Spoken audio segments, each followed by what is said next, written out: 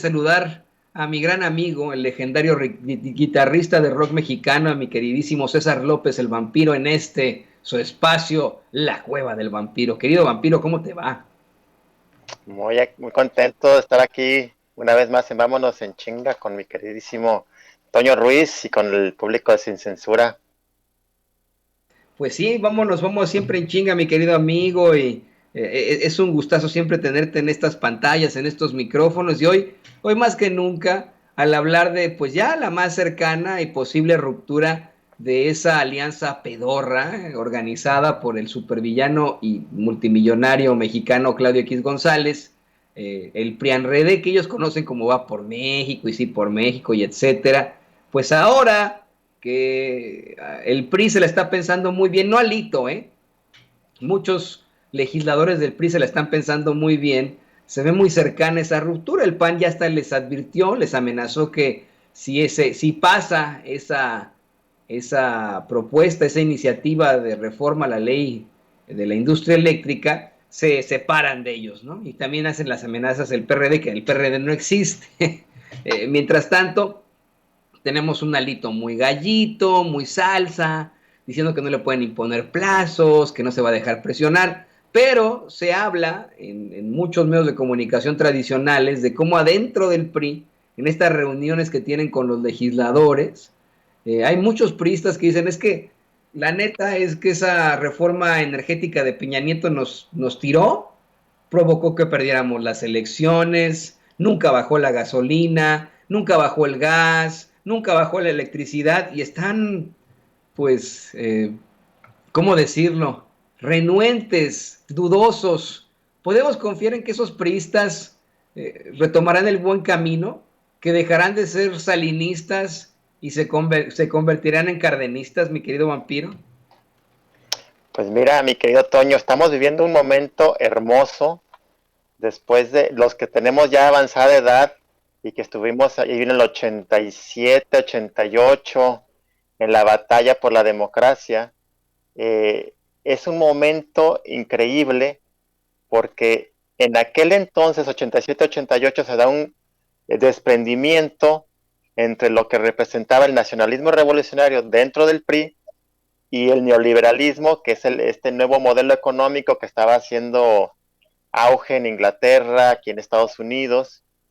Y justamente ciertos personajes dentro del PRI advirtieron de todo lo que iba a pasar y se da este desprendimiento entre Cuauhtémoc Cárdenas, Porfirio Muñoz Ledo, Ifigenia Martínez, entre ellos el joven López Obrador y muchos más priistas que estaban en el ala izquierda nacionalista. Pasan 30 y tantos años para que venga él, se los dije, pero a nivel Dios. O sea, López Obrador, uno de sus integrantes del PRI, les advirtió, junto con los que ya mencioné, todo lo que iba a pasar, y lo que dijo el día de ayer el presidente es impresionante. Ustedes perdieron por darle la espalda al pueblo. Ahora, para mí, el partido que ha hecho más daño al país no es el PRI, es el PAN. Y lo que pasó con el PRI es que se empanizó justamente con estas políticas neoliberales que empezaron con Miguel de la Madrid, después ya se acentúan con Salinas de Gortari y con los gobiernos panistas, con Peña Nieto.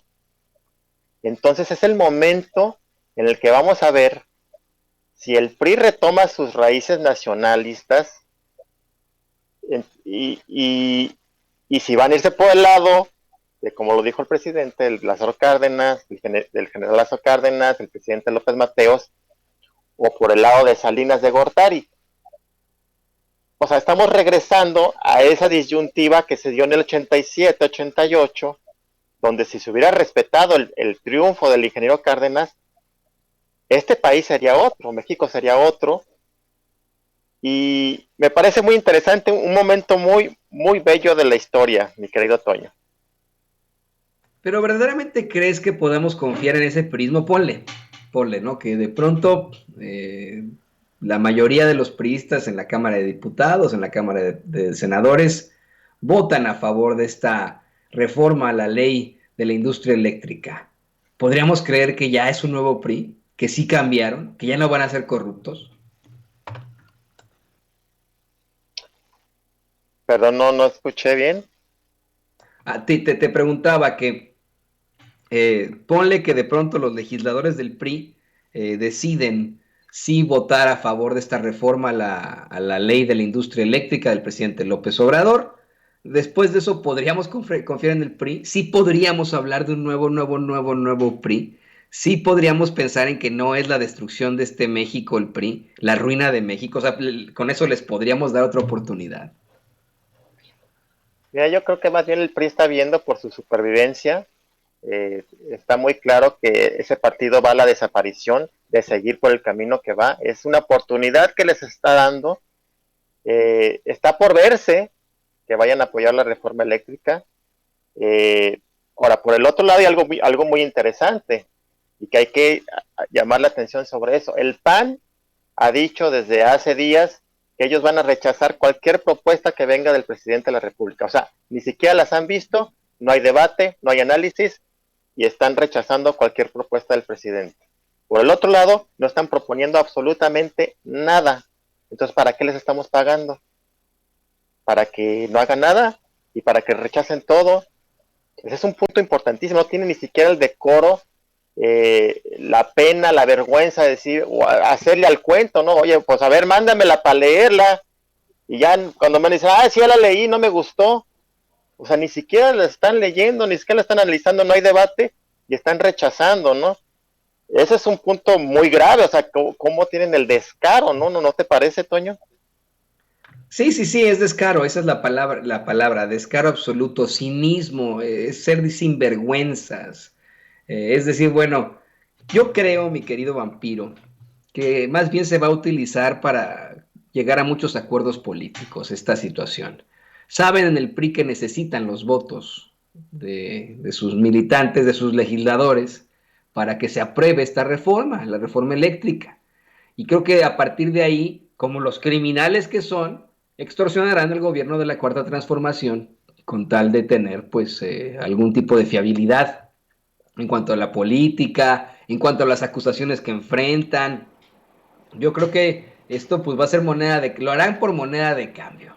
Pero mira, vamos es precisamente lo que mencionabas, ¿no? De cómo es que ya se plantea que todos van a votar la oposición a un rotundo no. Vámonos